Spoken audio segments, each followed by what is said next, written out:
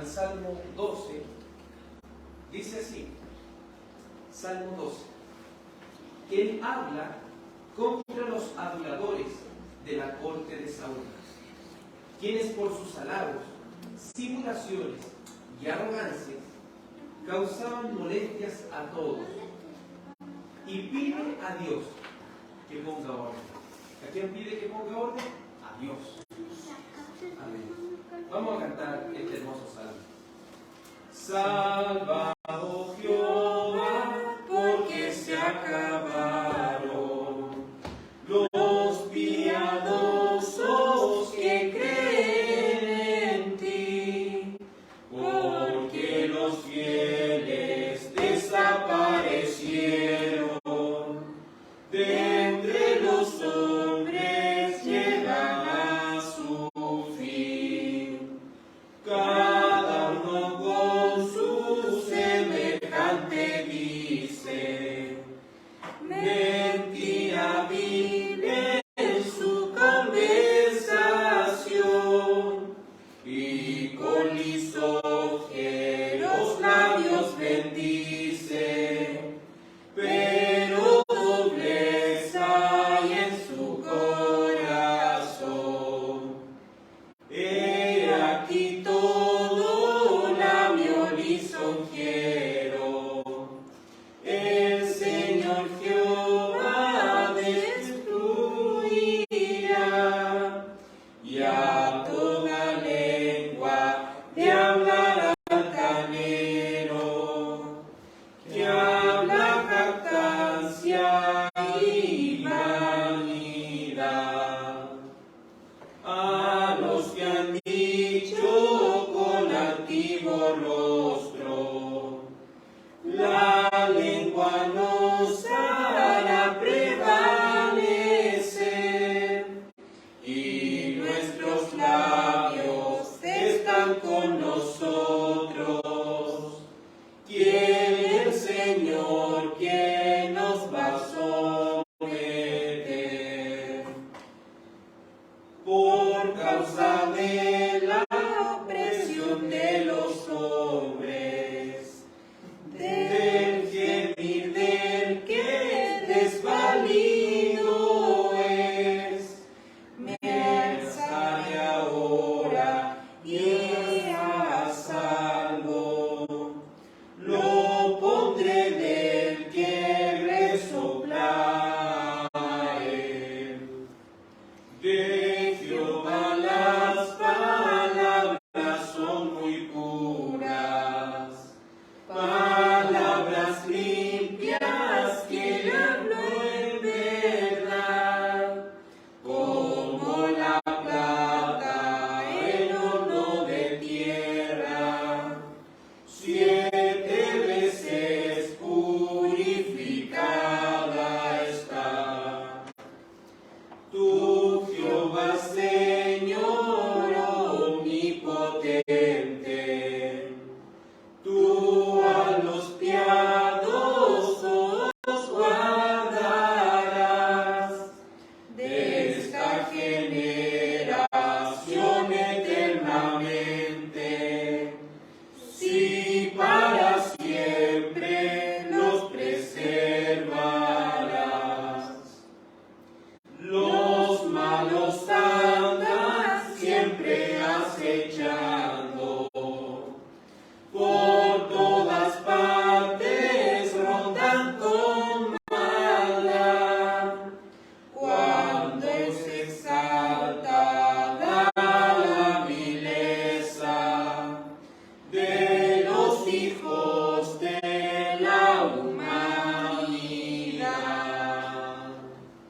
Amén. Gracias le damos a nuestro amado Dios por permitirnos un día más estar aquí en la reunión de oración, donando también salmos al Señor. Pasaremos ahora al estudio de la confesión de fe bautista de 1689, en el capítulo 11, que es sobre la justificación. Precisamente hoy continuaremos con nuestro estudio sobre la justificación, pero ahora estudiaremos el párrafo 3. Le voy a invitar que abra su Biblia en Romanos 5, Romanos capítulo 5, versos 8 a 10. Romanos 5, versos 8 a 10. Dice así la palabra de nuestro amado Dios. Romanos capítulo 5, versículo 8 a 10. Mas Dios muestra su amor para con nosotros, en que siendo aún pecadores, Cristo murió por nosotros. Pues mucho más, estando ya justificados en su sangre, por Él seremos salvos de la ira. Porque si siendo enemigos, fuimos reconciliados con Dios por la muerte de su Hijo, mucho más estando reconciliados, seremos salvos por su vida. Amén. Amado Padre, nos has concedido esta tan preciosa dicha de poder estudiar tu palabra. Agradecemos, Señor, porque providencialmente nos has dejado estas confesiones bíblicas, las cuales nos ayudan a profundizar un poco más sobre estas doctrinas tan esenciales y también importantes para todo cristiano. Porque creemos que estas verdades no son solo para aquellos doctores de la teología, sino también para nosotros, que también somos, Señor, teólogos, pues estudiamos quién es Dios por medio de su revelación especial llamada la palabra de Dios. Que estas palabras limpias y puras de las Sagradas Escrituras puedan resonar en nuestro corazón. Podamos, Señor, tener una fe arraigada, cuya raíz esté en la preciosa palabra de Dios. Te ruego, Señor, que abra el entendimiento nuestro para comprender las Sagradas Escrituras y que este estudio sea de provecho para nuestra vida espiritual. Te lo ruego, Padre, en el nombre de tu amado Hijo Jesús. Amén. Como usted bien lo sabe, estamos viendo acerca de lo que es la justificación. Cuando hablamos de justificación, hablamos de que por la fe Dios nos ha declarado justos cuando éramos nosotros pecadores. ¿Qué merecíamos nosotros? ¿Qué merecemos nosotros? La ira de Dios. Merecemos el infierno a causa de nuestros pecados.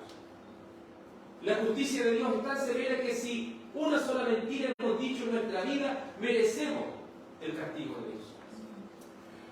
Pero nuestro Señor Jesucristo fue enviado por su Padre con el propósito tan precioso de encarnarse, es decir, de tomar un cuerpo humano, vivir una vida perfecta sobre esta tierra y luego pagar eficazmente por nuestros pecados, para que por la fe recibiésemos tanto su vida perfecta como por su muerte aquel pago por nuestros pecados.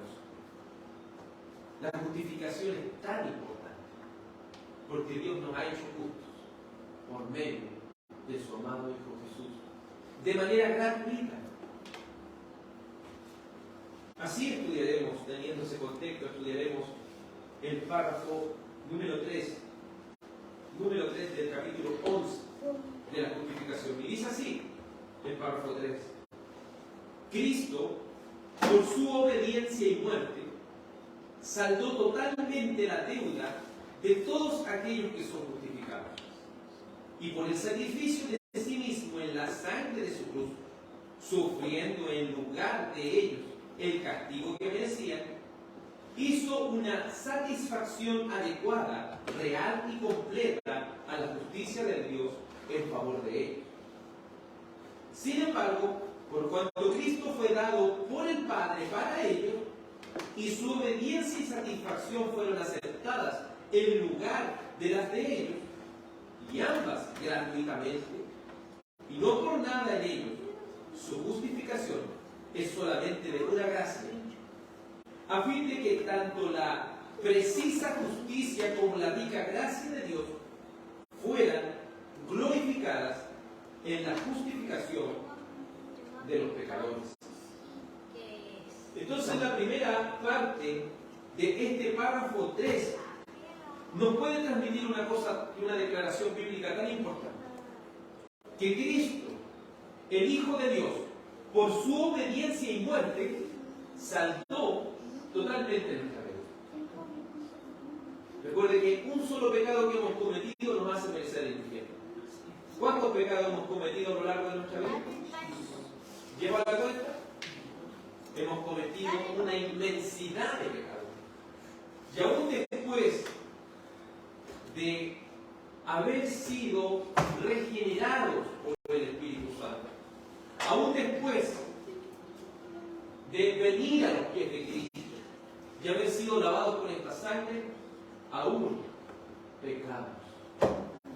Porque ¿qué dijo el apóstol Juan en la primera de Juan? Si decimos que no hemos pecado, le hacemos al Señor mentiroso y la verdad no está en nosotros. Cada uno de nosotros de una u otra manera ha pecado, solo que no ha pecado de manera deliberada. Y hay una diferencia entre pecar y pecar deliberadamente.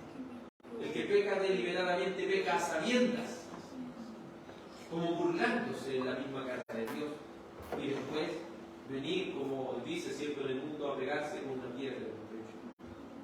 Pero no, amados, si pecamos es por nuestra humana debilidad, si reconocemos nuestras faltas delante de Dios y en arrepentimiento nos alejamos de nuestros pecados. Pero hay algo que nos hace descansar, que la obediencia perfecta de Cristo y su muerte ha pagado totalmente nuestra vida. Todos nuestros pecados, tanto pasados, presentes y futuros, han sido pagados por la obediencia perfecta de Cristo y por su muerte. Y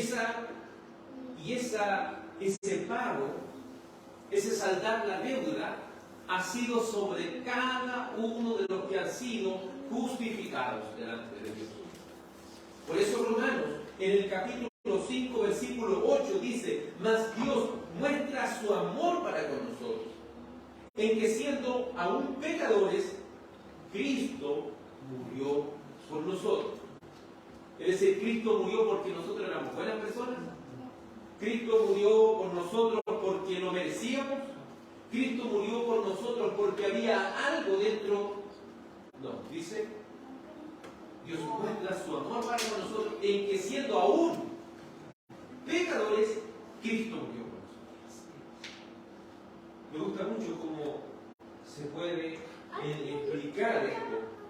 Recuerden que el libro de Romanos, ¿quién lo escribe? El apóstol Pablo. El apóstol Pablo estaba presente cuando mataron a Esteban. El apóstol Pablo hizo negar a muchos la fe en Cristo cuando estaba, ¿cierto?, sin Cristo. Persiguió a la iglesia. ¿Por qué no decir también estuvo ahí cuando mataron a muchos? Entonces, él en palabras simples, como podría decir, parafraseando a un predicador inglés llamado Martin Lloyd Jones, él puede decir: el apóstol Pablo estaba diciendo, cuando aún éramos pecadores, Cristo murió por nosotros. Es decir, el apóstol Pablo, aún cuando escribe, puede de alguna manera recordar que él había matado a muchas personas, que él había hecho negar la fe de muchas personas cuando estaba fuera del camino. Entonces, él podía decir: Cristo murió por mis asesinos. Cristo murió por mí aun cuando yo era un asesino. Aun cuando yo era esto, Cristo murió por mí. Entonces, ¿se fija cómo aquí está apuntando a la sola gracia? Decimos que la confesión bautista de fe está estrechamente relacionada con las 5 solas. Porque entendemos que la Escritura las manifiesta de manera abierta. Porque somos salvos solo por el favor inmerecido e inédito de Dios. No merecemos la salvación, merecemos el juicio. Pero Dios ha mostrado su amor. Y este amor de Dios es un amor sacrificial, porque no está esperando nada a cambio. Es un amor que se sacrifica por nosotros. Entonces Dios ha mostrado su amor para con nosotros, en que siendo aún pecadores, Cristo murió por nosotros. Y luego dice: pues mucho más, estando ya justificados en su sangre, por él seremos salvos de la ira. Es decir, si Dios nos ha amado de esta manera y hemos sido declarados justos delante de él, somos salvos de esta manera. son salvos de esta ira de Dios. Verso 10. Recuerden que aquí se incluye porque el apóstol no dice ustedes eran enemigos. Dice verso 10, porque si siendo, ¿te fijas? Se incluye, porque si siendo enemigos fuimos, nuevamente se incluye, fuimos reconciliados con Dios por la muerte de su Hijo, mucho más estando reconciliados, seremos salvos por su vida. Entonces, nosotros éramos enemigos. Nosotros éramos enemigos. ¿Y por medio de quién hemos sido reconciliados? Por medio de Jesucristo. Hay una reconciliación. Recuerden que el pecado causa enemistad y separación con Dios. Pero por medio de Cristo somos reconciliados. Ahora entienden lo esencial que es Jesucristo en la fe cristiana. Si hay alguien que no cree en Jesucristo, ¿puede ser salvo? Si hay alguien que no cree en la obra expiatoria de Cristo, es decir, que Cristo se entregó por nosotros bajo la ira de Dios. Si alguien no cree eso, no puede ser salvo. Si no entiende que Cristo es la propiciación, propiciación significa el que cubre nuestros pecados. Si no entendemos esta doctrina, lamentablemente no entendemos lo que es el Evangelio. Entonces, la confesión de fe apunta de una manera muy concreta a este punto tan importante que nuestra deuda ha sido totalmente pagada. Nuestra deuda ha sido totalmente saldada. Verso 19 de este mismo libro de Romanos capítulo 5 dice: porque así como por la desobediencia de un hombre los muchos fueron constituidos pecadores, así también por la obediencia de uno los muchos serán constituidos. Es decir, nosotros somos declarados justos por la vida de ¿quién? Por la vida de Jesucristo, por la vida perfecta de Jesús. Porque si por el pecado de Adán todos fuimos constituidos pecadores, ahora por la justicia perfecta, por la vida perfecta de Cristo Jesús, todos los que ponemos nuestra esperanza en Él, hemos sido constituidos justos. Hemos sido declarados justos delante de Dios. Eso dice Cristo, dice la confesión: Cristo por su obediencia y muerte saldó totalmente la deuda. Y si Satanás quisiera de alguna manera enrostrarnos nuestro pecado, debe venir a nuestra mente lo que el mismo libro de Romanos, en el capítulo 8, dice: ¿quién acusará a los escogidos de Dios? Dios es el que. Recuerde que diablo, ¿qué significa la palabra diablo? Acusador. Entonces, por eso, si leyéramos en griego, entenderíamos un poco más eso, porque dice: ¿quién acusará a los escogidos? Es decir, el diablo podrá de alguna manera acusarlo delante de Dios. Que Dios es el que justifica. ¿Quién es el que murió? Cristo. Y no solo el que murió, sino el que resucitó. Sino también el que resucitó y está sentado a la diestra de la majestad de las alturas. Y también, ¿quién es el que jugará? Cristo. Es hermoso eso, amados, en Cristo. Esta doctrina de la justificación debe arraigarse a nuestro corazón, debe arraigarse a nuestra alma. Veamos lo que dice 1 Timoteo 2. 1 de Timoteo, capítulo 2.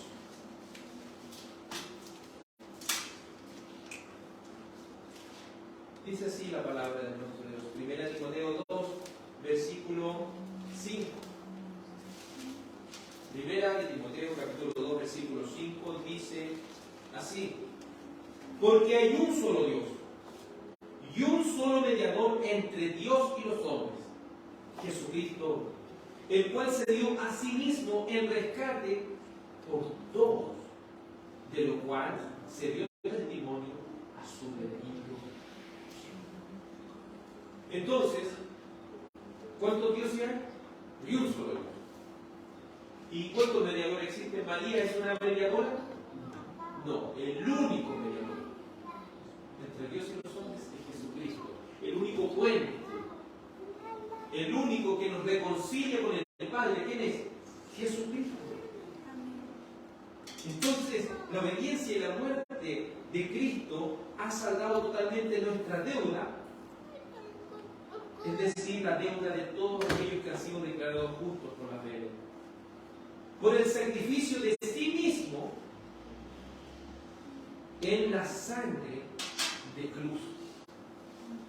Hemos dicho, ¿qué es lo que representa la sangre? ¿Qué representa la sangre? Recuerden que desde Génesis eso se viene a decir. Porque la vida del hombre está ahí. La vida del ser está en la sangre, se lo puede decir. Entonces que Cristo dice por el sacrificio de sí mismo en la sangre de su cruz. Es decir, que Él sacrificó su propia vida en el sufrimiento para conseguir el pago de nuestra deuda. Y no el pago parcial de la deuda, sino el pago total de la deuda. ¿Se fija cómo esta doctrina, muchas veces perseguida, muchas veces difamada, es tan importante para el cristiano? Porque esta doctrina, ¿qué nos da? Seguridad. ¿Y dónde está su seguridad? En Cristo. Y si ni Dios lo quiere, hoy día fallecemos. Y si hemos sido declarados justos por Dios, ¿a dónde nos vamos? Siempre. ¿Por la justicia de quién? ¿Por la vida de quién? ¿Por la muerte de quién? ¿Por la resurrección y ascensión de quién? De Cristo. De Cristo mismo. Porque Él en la cruz sufrió en lugar de quién? En lugar de nosotros. ¿Quién merecía estar ahí en la cruz? Nosotros merecíamos estar ahí en la cruz.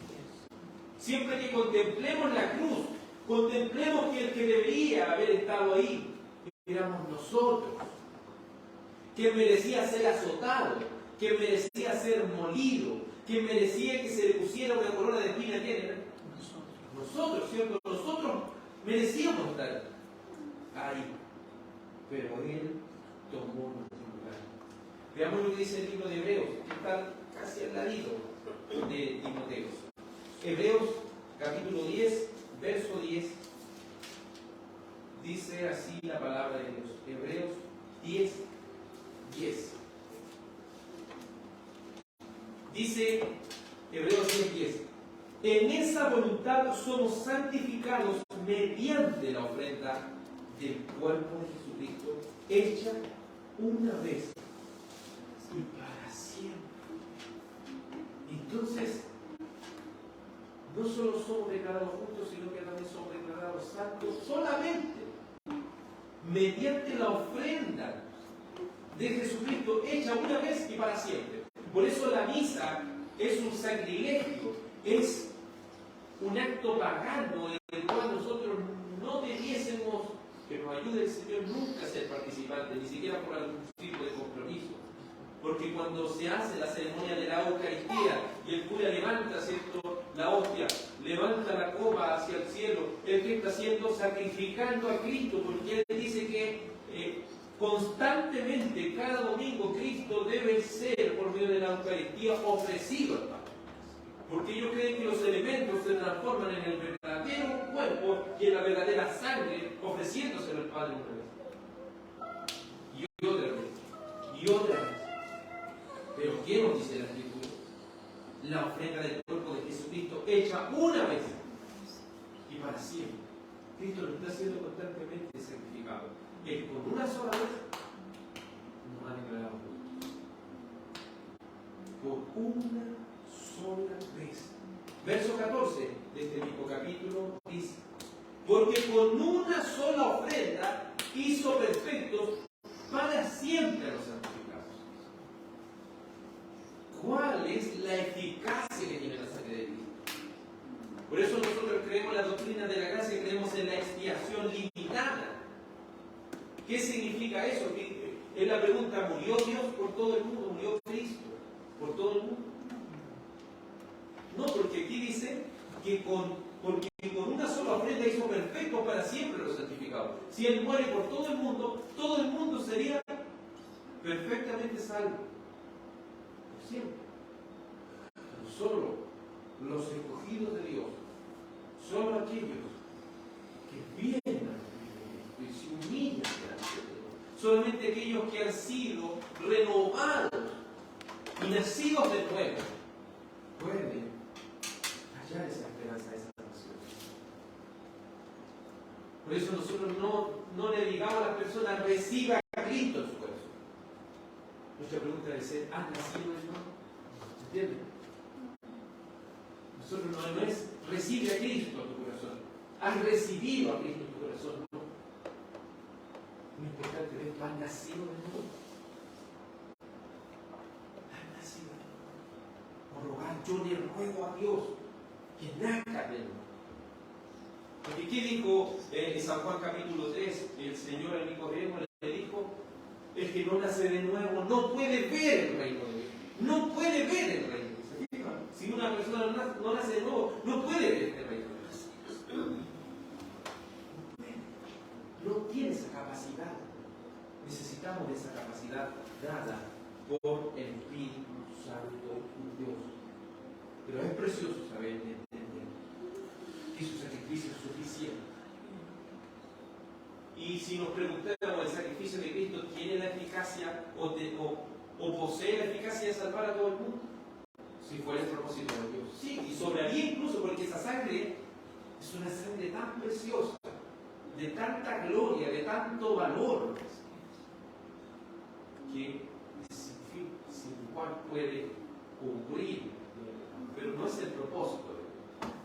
El propósito de Dios es que exista la gloria de su justicia, mandando a pecadores que desean y hablan el pecado al infierno, y para la gloria y alabanza de su gracia, salve a aquellos pecadores por solo amor, padeciendo en la cruz de Dios. Entonces dice: Cristo, por su obediencia y muerte, saldó totalmente la deuda de todos aquellos que son justificados, y por el sacrificio de sí mismo en la sangre de la cruz, sufriendo en lugar de ellos el castigo que merecían, hizo una santificación adecuada. Estamos viendo aquí, Él nos santificó. Es decir, por medio de esta justificación, hizo una santificación adecuada. Nos hizo santos de manera adecuada. Pero aquí la confesión dice de manera real.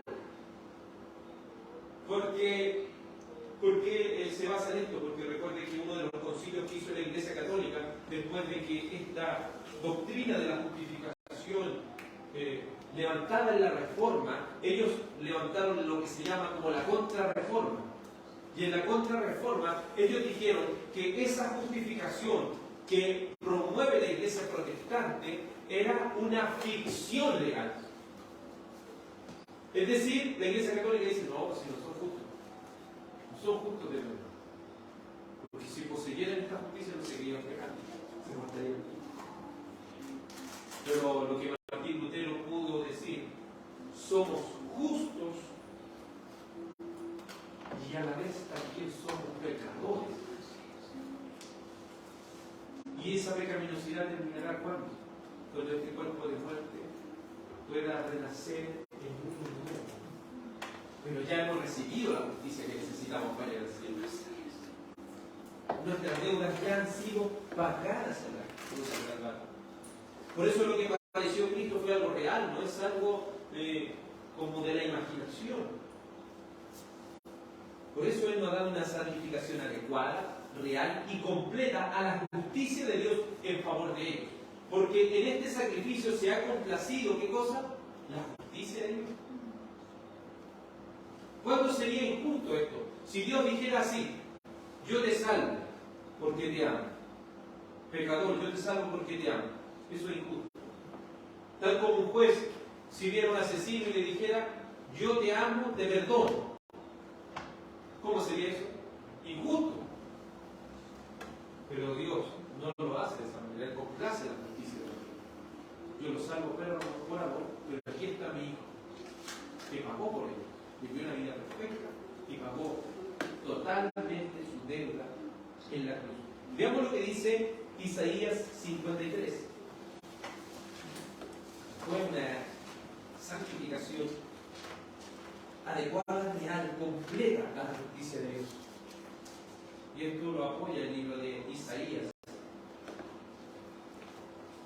Libro de Isaías 53. Isaías 53, versículo 4. Dice así. Isaías 53, verso 4. Dice: ciertamente llevó Él nuestras enfermedades y sufrió nuestros dolores, y nosotros le tuvimos por azotado, por herido de Dios y abatido. Entendamos aquí por un momento. Hay muchas personas que predican que aquí el Señor llevó nuestras enfermedades, decir, yo estoy enfermo hoy día y Él llevó la cruz mi enfermedad. No es el sentido del texto. Dice: ciertamente llevó Él nuestras enfermedades y sufrió nuestros dolores. ¿Qué quiere decir? Que Cristo, al venir en un cuerpo humano, Él sufrió en carne propia lo que significa esto. Él sufrió en carne propia lo que es una enfermedad. Él sufrió en carne propia lo que es el dolor. A eso se refiere. Es decir, Él tomó nuestro lugar. ¿Entiendes? Pero me dice, no, que el Señor murió por mi dolor de estómago, por mi dolor de cabeza. No, eso no. Eso sería profanante. Dice: ciertamente llevó nuestras enfermedades, sufrió nuestros dolores. ¿Y qué dice? Nosotros le tuvimos por azotado, por herido de Dios y abatido. Y aquí está la respuesta. Dice: mas el herido fue por nuestras rebeliones, molido, es decir, el cuerpo de Cristo no fue que le pegaron, a Él lo molieron. Y dice: fue molido por nuestros pecados. Entonces, ¿por qué le pegaron a Cristo? Por nuestra causa. El castigo de nuestra paz fue sobre Él, y por su llaga fuimos nosotros. Entonces, tanto su encarnación como también su expiación y su propiciación por el pecado es que Él estaba tomando nuestro lugar. El lugar que usted y yo merecíamos estar. El castigo y la ira de Dios. Saltémonos al verso 10 ahora de este mismo capítulo. Porque aquí se les da una justicia a favor de ellos, una justicia real, una justicia adecuada. Y dice el verso 10: con todo esto Jehová quiso quebrantarlo, sujetándole a padecimiento. ¿Quién lo quiso quebrantar? Los romanos. Porque a veces el salto que nos deja la película es pensar que mira a los romanos como le pegan a Jesús, mira cómo le pegan, mira, fue el diablo. Y no, miren lo que dice: con todo esto Jehová quiso. Porque recuerde que lo vio ahí. ¿La ira de quién está recibiendo? ¿La ira del diablo? No, la ira de Dios. La ira de Dios, no olvidemos de eso. Con todo esto Jehová quiso quebrantarlo, sujetando el padecimiento, cuando haya puesto su vida en expiación por el pecado. Verá Lina que vivirá por largos días, y la voluntad de Jehová será en su mano prosperada. ¿Qué significa la palabra expiación? Una palabra que se utiliza tantas veces en la Biblia que si no la conocemos, quedaremos sin entendimiento. ¿Qué significa expiación? Un sacrificio que aplaca la ira de Dios, si podemos decirlo en una definición. Pero en este sentido es un sacrificio que aplaca la ira de Dios. Pensemos en esto. ¿Qué es lo que sería una expiación? En la antigüedad, los indígenas, cuando venían este tipo de catástrofes naturales, no sé, un tsunami, ellos ¿qué hacían? Una fiesta en la cual ofrecían a veces sacrificios humanos, como lo hacían a veces los incas mandaban a las niñas más hermosas, a las primeras niñas, las mandaban a la cordillera de los Andes y las colocaban ahí en que se murieran de frío. Y ese era como un regalo a los dioses. Era una expiación, era un regalo a los dioses para que los dioses los perdonaran y no le enviaran esa carta.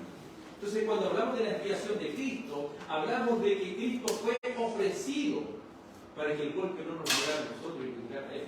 ¿Entiendes? Él aplaca la ira de Dios. Él apacigua la ira de Dios. O sea, que vamos a llegar después de nuestra lectura al libro de Jonás, y cuando se levanta esa gran tempestad, ellos empiezan a echar las cosas del barco y empiezan a echar todas las cosas a la tierra, pero después, al final se dan cuenta que tienen que echar al culpable de que esa tempestad se haya levantado. Y por eso, Jonás dice, no, sáquenme a mí, tírenme ahí y se va. Y lo tiran a él y todo se cae. Entonces lo mismo acá Cristo. Sufre toda esta tempestad, sufre todo este dolor, toda esta amargura, la sufre por nosotros y ahora ¿qué consigue? La paz. ¿Y por qué es una justicia adecuada? Es una justicia real, porque lo que dice el verso 11 es crucial. Isaías 53:11 dice, verá el fruto de la aflicción de su alma y quedará satisfecho. Por su conocimiento justificará mi siervo justo a muchos y llevará las iniquidades. Entonces, ¿esto quiere decir que Dios está sentado en un sillón esperando que la gente crea en Él? No, dice, verá el fruto. Verá el fruto de su aflicción. Entonces, hermano Pablo está cosechando papa en este tiempo y el fruto no es que no vea nada. Él el fruto lo ve cuando tiene todos esos sacos de papa así, por los sur. Ahí veo el fruto de todo mi trabajo. ¿Me entiendes? Entonces, ¿quién es ese fruto? Si no los escogidos de Dios. Por ellos yo sufrí, ¿me entiendes? Por ellos yo sufrí. Verá el fruto de su aflicción y cómo quedaré satisfecho. Si conseguí lo que verdaderamente me había impuesto. ¿Y qué va a hacer por su conocimiento? Va a justificar, va a declarar justo a aquellos que eran pecadores y merecían el infierno, porque Él pagó en la cruz del Calvario sus deudas. Esta obra fue una obra de satisfacción que hizo nuestro Señor Jesucristo en la cruz. Eso es lo que hizo Él, una obra de satisfacción. Porque Él satisfizo, ¿qué cosa? La ira, la justicia. La justicia quedó complacida y Él le dice, ahora viene la paz. La paz entre el hombre y Dios. Sigue la confesión de fe y nos dice, sin embargo, por cuanto Cristo fue dado por el Padre para ellos, es decir, ¿quién envió a Jesucristo a la cruz? ¿Quién lo envió ahí a la cruz? El Padre, ¿cierto? El Padre. Dice, sin embargo, por cuanto Cristo fue dado por el Padre. Romanos 8:32. Me acompaña, por favor, a Romanos 8:32.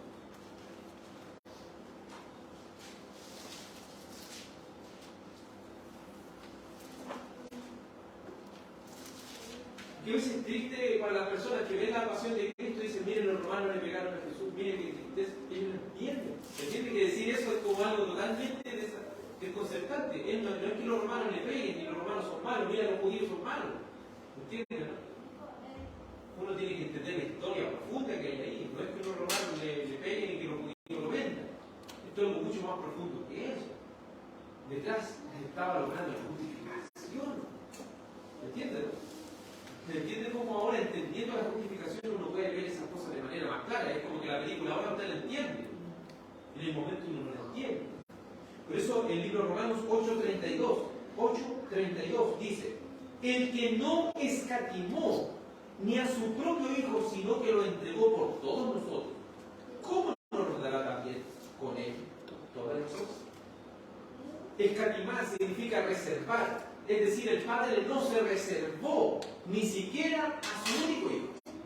Entonces el apóstol Pablo hace esta comparación, dice, si el Padre no se reservó lo que más ama para salvarlo, ¿usted cree que no le va a dar todas las cosas? ¿Me entienden? El Padre no se reservó nada, le envió lo que más ama. A su Hijo único lo envió. ¿Me entienden? La gravedad del asunto, la grandeza del asunto, el amor incomparable de Dios. Que Dios no envió un ángel, un arcángel, o que Él creó un ser así como que tuviera todas las cualidades para sufrir en una cruz, no fue su propio Hijo el cual el Padre envió. Entonces, ¿quién envió a Cristo a la cruz? ¿Quién lo envió? Su Padre. Por eso, no solo Jesús no es una doctrina válida, ni ellos pueden comprender lo que es el Evangelio. Porque ellos entienden que Jesús mismo, el Padre, Jesús mismo el Hijo, Jesús mismo el Espíritu Santo. Entonces Jesús envía a Jesús. Y Jesús padece, pero al final, ¿quién padece? El Padre, dicen ellos, el Padre está en la cruz porque el Padre es Jesús. Entonces, ¿entienden? ¿No? Hay una cosa que no tiene ni pie ni cabeza. Pero ¿qué dice la Biblia? El Padre no se reservó y a su único Hijo, sino que lo entregó por todos. Tiene lógica o no tiene lógica. ¿Me entiende la profundidad de lo que podemos entender? De si nos damos cuenta de que el Padre entregó lo que más ama por nosotros que no merecemos nada. Sigue este párrafo 3 y dice: y su obediencia y satisfacción fueron aceptadas en lugar de la de ellos. Es decir, sin embargo, por cuanto Cristo fue dado por el Padre para ellos, y su obediencia y satisfacción fueron aceptadas en lugar de las de ellos, es decir, ¿qué nos quiere decir esto? ¿Acaso Dios nos va a aceptar en el cielo por las buenas obras que hagamos? ¿Nos va a aceptar por eso? No, por la obra de Cristo. ¿Y qué pasa si viniera una persecución y morimos y nos crucifican? ¿Eso nos hace más salvos? No. Aunque lleve nuestro cuerpo para ser quemado, eso no nos hace más salvos. Ni menos salvos tampoco. ¿Me entiendes? Lo que nos hace salvos es lo que Cristo Jesús hizo por nosotros en la cruz. Por su obediencia, porque yo para ir al cielo necesito una justicia perfecta, y por su obra de satisfacción, es decir, la deuda que el pago de la cruz. Porque debemos dividirla en todas. No es solo importante, a veces nosotros nos focalizamos en Cristo murió en la cruz, Cristo murió en la cruz. Pero eso es solamente el pago de la deuda. Y nuestra vida perfecta, ¿dónde está? En su vida. Por eso predicar el Evangelio no es solo predicar que Él lo crucificaron y le pegaron, sino que Él también vivió una vida desde su nacimiento hasta su muerte, una vida perfecta. Por esa vida perfecta yo voy a hacer. Por esa muerte mis pecados han sido pagados. Y ahora, ¿qué más necesito para ir al cielo? ¿Me entienden? Ahí están esas dos partes. Esta parte, cuando dice, y su obediencia y satisfacción fueron aceptadas. Es decir, el Padre aceptó ese sacrificio de Cristo. Aceptó su vida perfecta para salvar a aquellos que han sido justificados. En lugar de las de ellos. Es decir, en lugar de todas las buenas obras que nosotros podamos hacer. Las obras aceptables delante de Dios no son nuestras obras, sino la obra de Cristo. Y si ahora hacemos una buena obra, esa buena obra es porque ¿quién está en nosotros? Cristo Santo. Eso es lo que nosotros debemos entender. Si hacemos buenas obras, no soy yo, es el Espíritu que mora en nosotros. Es Dios mismo, obrando a través de nosotros. Por eso los reformadores podían llegar, o los grandes escritores reformados podían llegar a esta conclusión. Cuando veas algo bueno en mí, estás mirando a Cristo. Cuando veas algo malo en mí, ese soy yo. ¿Me entienden? Y tiene lógica. Porque no es para que hagamos algo bueno y que nos den un aplauso. Estemos ahí, gracias, ¿no? Es Cristo operando. Yo no merezco nada. Veamos lo que dice el libro de 2 Corintios 5:21. Romanos, 1 Corintios, 2 Corintios 5, versículo 21. Porque es la obra de satisfacción, el cual es Cristo. Dice así, 2 Corintios 5:21. Al que no conoció pecado, por nosotros lo hizo pecado, para que nosotros fuésemos hechos justicia de Dios en él. Esto es la justificación. ¿Que Cristo en su vida conoció algún pecado? No. Es decir, esto no quiere decir que Cristo no sabía lo que era el pecado y no sabía lo que era pecar. Él lo sabía de estar en un cuerpo humano. Pero él no tuvo una estrecha relación con el pecado. Recuerde que conocer significa tener esa relación estrecha. Es decir, que él no pecó nunca. Y lo podríamos traducir, al que no pecó nunca, a ese, por nosotros Dios lo hizo pecar. Imagínense la carga que hay aquí, la carga tan grande que hay aquí. Porque si aquel que nunca peca, no sé si a usted le ha pasado esto, pero en algún momento en nuestra vida nos han echado la culpa de algo que no hemos hecho, ¿cierto? En algún momento de nuestra vida nos han echado la culpa de algo que no hemos hecho. ¿Y cómo nos sentimos? ¿Me fijan? Imagínense que carguen todas las culpas de todas las personas y se la echen a usted. Eso va a ser lo pecado. Entonces, lo que experimentó Cristo es algo sumamente grande. Y esta parte de la confesión de fe bautista está atacando lo que es el legalismo. Porque el legalismo dice, haz estas cosas para ser más aceptable delante de Dios. Ayuna, ora, hace esto, hace todo. Que no es algo malo, pero si yo lo coloco como obras de satisfacción delante de Dios, como para que Dios me mire más, o sea más aceptable delante de Dios, ya no entendió el Evangelio. Porque a mí yo no voy a ser aceptable por mis obras, sino por la obra perfecta de Cristo. Y si oro, es para la gloria de Dios. Si ayuno, es para la gloria de Dios. Si hago la lectura de la Biblia, es para la gloria de Dios. Él es nuestro sustituto. Su obediencia y satisfacción nos ha justificado por medio de la fe. Sigue diciéndolo en este párrafo número 13. Y ambas, gratuitamente, y no por nada en ellos, su justificación es pura gracia. Entonces, si somos salvos, ¿es porque Dios nos cobró para ser salvos? ¿Nos dijo que hiciéramos algo para ser salvos? No. Esto es gratuito. Y esta justificación es solo por gracia. Dios no viene a salvar a las mejores personas o a los salvables. No. Dios vino a salvarnos de manera gratuita. Veamos lo que dice Romanos 3:24. Romanos capítulo 3, versículo 24. Porque esto es un perdón gratuito que Dios nos ha dado. Dice Romanos 3:24. Siendo justificados gratuitamente por su gracia, mediante la redención que es el Cristo. Entonces somos salvos de manera gratuita, somos salvos solo por la gracia inmerecida de Dios. Solo por el favor inmerecido. Y aquí está apuntando ¿qué cosa? A la sola gracia. Somos salvos solo por el favor inmerecido e inmérito de Dios. En último lugar, el párrafo 3 culmina y dice: a fin de que tanto la precisa justicia como la rica gracia de Dios fueran glorificadas en la justificación de los pecados. La justificación nos muestra algo importante, la gloria de Dios. Y nos muestra que el valor de Dios, tanto en la precisa justicia como en su gracia. Porque aquí hay un equilibrio. Cuando hablamos de los atributos de Dios, no hablamos que Dios, no sé, cuando es justo, es solamente justo nomás. No, pues también, cuando Él aplica la justicia, Él también es amor, Él también es misericordia, Él también es sabio, Él es también omnipotente. ¿Me entiendes? Todos los atributos de Dios, cuando Él va a hacer algo, se ejecutan. Entonces, lo mismo aquí en la redención, no es que esté el amor, no, también está la justicia. Y hay algo que vemos en toda la Biblia, ¿se han fijado? Siempre vemos amor y justicia de manera inseparable. Amén.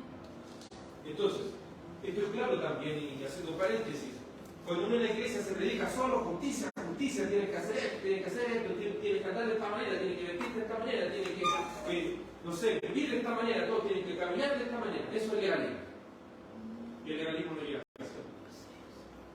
Y el otro extremo, cuando es solo amor, el amor de Dios, el amor de Cristo, y el amor y la justicia, no, eso es del Antiguo Testamento, el amor, no el amor.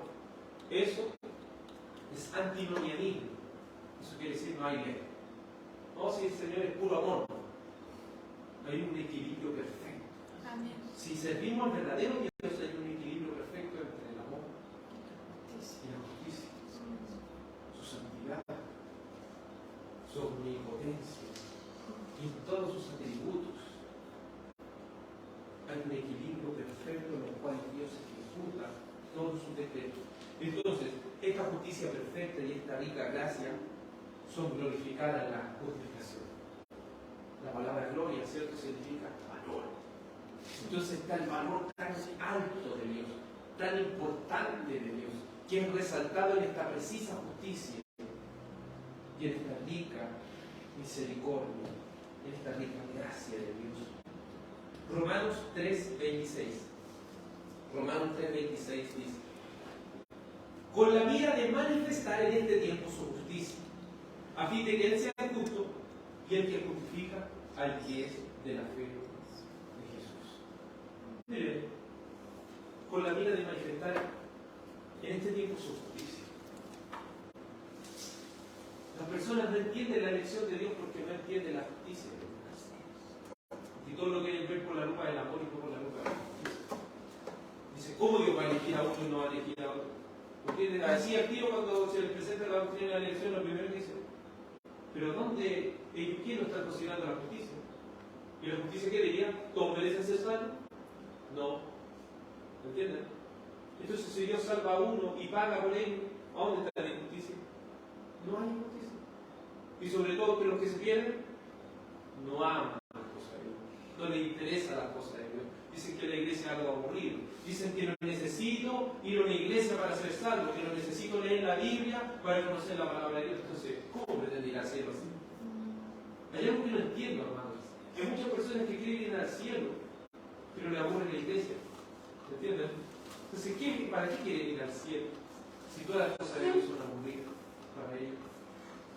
Debemos amar. Esto es lo que vemos, lo que es congregarnos, lo que es orar, lo que es estudiar la palabra de Dios, leerla. Todo eso es algo importante para nosotros porque amamos hacer esto y creemos que esto es lo más grande que hay. Y esto es una probadita del cielo que estamos viviendo.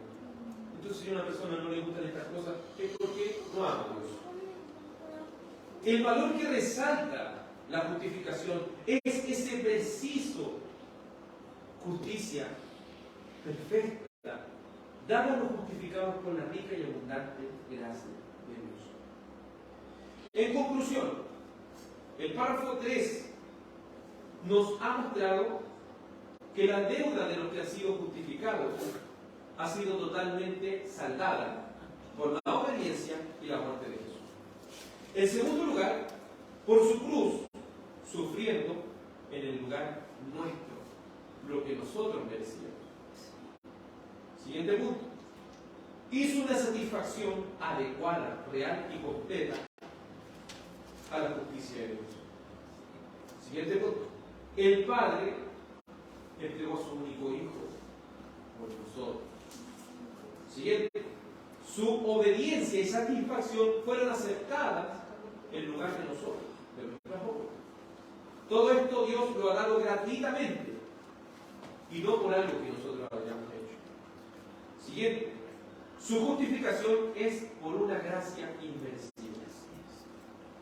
Y en último lugar, en esta obra de justificación es glorificada tanto su precisa justicia y su rica gracia. Resalta esta confesión de fe. La sola gracia, la sola fe y solo Cristo. Solo Cristo. ¿Se fija cómo podemos ya ir identificando? Y haga este ejercicio. Cada vez que vaya leyendo la Biblia, acuérdense, aquí está la sola gracia. Aquí está la sola fe. Aquí está solo la gloria de Dios. Aquí está la sola escritura. También la doctrina de la gracia. Aquí está la depravación total. Aquí está la elección incondicional. Aquí está la perseverancia de los santos. ¿Me entiende? Porque todo eso está a lo largo de la Sagrada Escritura. Hasta aquí, amados hermanos, estudiaremos el párrafo 3 de la confesión. Seguiremos el próximo miércoles, Dios mañana. Oremos. Dios Padre, agradecemos que hayamos podido estudiar esto tan precioso como lo es la justificación. Es el tercer día miércoles que ya estamos estudiando este capítulo 11 de la confesión de fe. Y creemos, Señor, que ha sido de gran ayuda en nuestro entendimiento de la redención y del Evangelio. Señor amado, permita que esta semilla sea una semilla que dé fruto y no una semilla, Señor, que al salir de este lugar sea arrebatada. Permítenos, Señor, ir creciendo en el conocimiento de la verdad de Dios. Permítenos ser llenos del Espíritu Santo, es decir, llenos de tu palabra. Te ruego, Dios Santo y bendito, que puedas despertar en nosotros ese deseo tan precioso de amar tus mandamientos, por amor a Cristo, por amor a su Hijo amado, de amar esta escritura tan preciosa y esa justicia por la cual entraremos al cielo. Una justicia que no es nuestra, sino de alguien más, es decir, Jesucristo, que por su vida, su muerte, su resurrección, su ascensión, su nacimiento virginal, su glorificación nos ha entregado tanto, Señor. Gracias por darnos esta seguridad de salvación. Oh Padre, en tu amado Jesús. Te ruego que tu gracia, tu paz y tu bendición sea sobre cada uno de nuestros hermanos y hermanas en la fe. Que el Señor, nuestro Salvador, les bendiga, amados, y que puedan tener una